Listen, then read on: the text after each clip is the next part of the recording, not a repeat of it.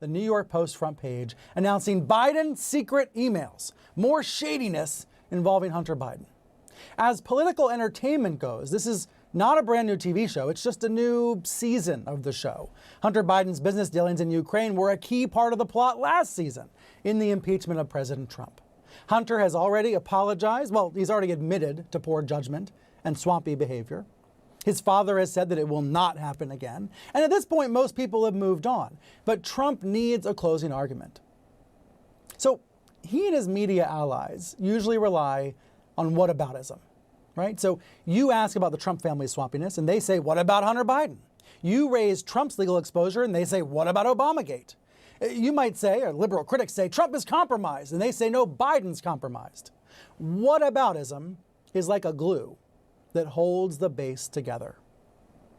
It also supplies hours and hours of TV drama. So stay mad and stay tuned. That's what it's really about. Let's get back to the new season's storyline. Let's break down how this all happened, because it was launched, as I showed you, by the New York Post, and then promoted by another Murdoch media property. That, of course, is Fox News. You worry about Trump's corruption, and Fox says, what about Biden? Every hour of the day. So Fox is a producer of this serialized drama, but there are big questions about who might have created this show. And that's what's probably most important here. CNN reported on Friday that U.S. authorities are seeing if those emails we just talked about are connected to an ongoing Russian disinformation effort. Now, we already know some of the American producers of this drama, because the New York Post says it was tipped off to the existence of the emails by Steve Bannon. Steve Bannon. Then Rudy Giuliani gave the Post a copy of a hard drive containing the emails. Now, here's where it gets even weirder. The Post claimed that the emails were found on a laptop computer that was brought to a repair shop in Delaware in the spring of 2019. And a shop employee saw the emails and then was worried about getting in trouble or getting in danger, and he made copies of them. There's a lot about this story that does not add up. And the employee has not helped matters. He has contradicted himself in interviews with reporters. And, for all we know, these emails are made up, or maybe some are real and others are fakes. We don't know. But we do know that this is a classic example of the right-wing media machine. A tip from Bannon and a hard drive dump from Rudy led a former producer for Sean Hannity's show to write a story for the New York Post that gets splashed on the front page that Rudy then used to trash the Bidens all over Fox, and they're doing it almost every hour of the day. And Trump has been hyping the drama for days on end, and this is how it goes on and on. Now let's pull up Don Jr.'s tweet from just a little while ago. He says, how will the media attempt to sweep this one under the rug? That is the meta narrative. That's the big story they're telling. All about grievance and bias and victimhood. Everything you just saw there, everything was an outright lie.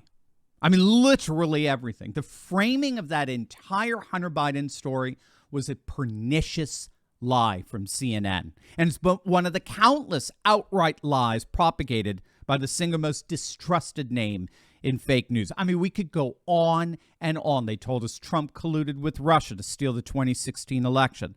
They told us that Jussie Smollett was the victim of a race crime. They told us that Brett Kavanaugh was a rapist, that the COVID lab leak was nothing more than a conspiracy theory, that border agents on horseback were running around whipping migrants, that the Covenant Catholic school kids mocked a poor, peaceful Native American simply banging on his drum, that Trump built cages for migrant kids and recommended that people drink bleach to cure COVID, that Kyle Rittenhouse was a white supremacist, and now that there's no evidence for Biden's corruption and impending impeachment. That, my friends, is the most distrusted name in fake news, and it has just reached rock bottom in viewership. CNN, get this, CNN, when it came to the 24 to 54-year-old demographic, which is the most important demographic for advertisers, CNN over this past weekend pulled in a total, I kid you not, a total of 55,000 viewers. 55,000 viewers. That's our channel got 4 times that over this weekend. It was the single worst weekend in CNN's ratings history. You don't get much worse than that. As one media outlet put it, CNN just made history but not in a good way. Not in a way that any media company would ever want to. And why should we be surprised? I mean, look at this from just a few weeks back. Chris Wallace, the utterly pathetic shill for all things establishment. Chris Wallace said this after interviewing RNC chairwoman Ronna McDaniel. But I don't think he won it fair. I don't. I'm not going to say that. You're saying you're not sure, as the Republican Party chair, that he was the legitimately elected I'm saying there were president. lots of problems with the 2020 election, and we need to fix it going forward. I mean, Chris, I understand the value of a yes or no response. You didn't get one there. So what does that portend for the tone of this entire race now? Well, look, there are an awful lot of people, an awful lot of Republicans who don't think that Joe Biden won the election fairly in 2020, even though he did, even though there were 60 court cases that said he did. And you've also got the front runner, the overwhelming front runner, Donald Trump, who flatly says that he won 2020. So I think, you know, as counterintuitive, counterlogical, counterfactual as it may be, it's hard for the chair of the Republican National Committee to come out and say flatly, no, it was a fair election and Joe Biden won it, even if we all, well, I say we all, if most people know that, believe that that's the case. Hey, gang, how many UFC fans do we have out there? We know that the one and only Donald J. Trump is a huge UFC fan, as are the fighters of him. But have you ever wondered what they do to manage their pain? We don't have to, because a fellow patriot and a good friend of this channel is precisely the one who provides relief to that pain, and he's here to do the same for you. We all know that as we age, aches and pains are normal, but you know what? They don't have to be. And that's where the groundbreaking medical scientist Clint Winters comes in. Now, you've seen Clint on Fox. You've seen him a number of times on this channel. He's a world-renowned health expert who's unveiled a natural pain reliever that's taking the world by storm. It's called CB2. It's the 100% drug-free way to get full-body pain relief, but without dangerous meds. And it is the official pain reliever for the fighters in the UFC. And the best news is CB2 has no documented side effects after years of private testing. It's absolutely the future of pain relief. So whatever you do, gang, make sure to click on that link below right now and check out Clint's amazingly informative report on how CB2 is changing lives by providing safe and powerful relief at a fraction of the cost of pain pills. Click on that link below right now.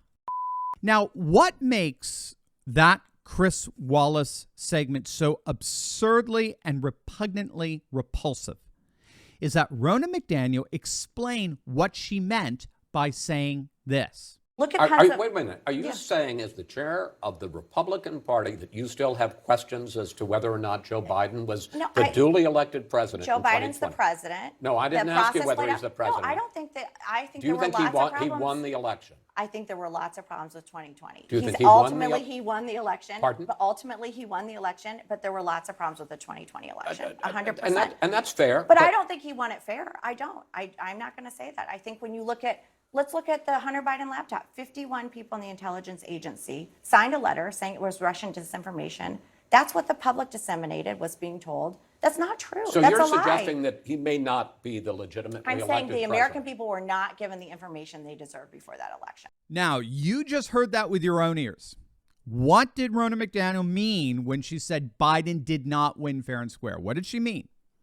She meant that the legacy media lied to the American people about the Hunter Biden laptop, which we heard ourselves at the beginning of this video. Media outlets like CNN lied about the laptop and thus refused to give voters the information they needed to make a genuinely informed decision about that election. And what did Chris Wallace and CNN do with that answer? They deceptively edited it to make McDaniel sound like a conspiracy theorist. A conspiracy theorist who 99% of the time turns out to be right. But think about the goal of that. It actually comes across as if they're incapable of not lying. And that's why CNN's ratings are in tatters. It's because when all is said and done, the success of modern journalism is built on trust. The only way modern journalism works is if audiences trust the news outlets as reliable mediators of information. If there's a significant doubt that arises from that, if audiences begin to suspect that they're being fed partisan talking points, they're going to look elsewhere for their information. So you can see how these dynamics interrelate. The more partisan the legacy media appears, the more trust in the media erodes. And the more trust in the media erodes, the more they lose their audience, which means that the only audience that sticks around are the fringe partisan left-wing diehards who want the media to go even further left. And the whole cycle repeats itself. And so what all of this means is that, yes, the days of CNN and the legacy media are really coming to an end. We're just a few weekends away from when CNN will literally be watched by no one. Are you ready to join the resistance? Because I'm leading a group of dedicated, courageous patriots who can lead a spearhead into the heart of the secular globalist establishment. We punished Bud Light and Target, driven CNN and the legacy media to near bankruptcy, forced BlackRock to backtrack on ESG, and now we're seeing our conservative-dominated Supreme Court ending affirmative action and protecting religious liberty. In my Insiders Club, I show you concrete steps to take locally and online that will only keep this mass uprising going until the battle is won. Don't wait. Click the link in my description below and join my Courageous Patriots Insiders Club today.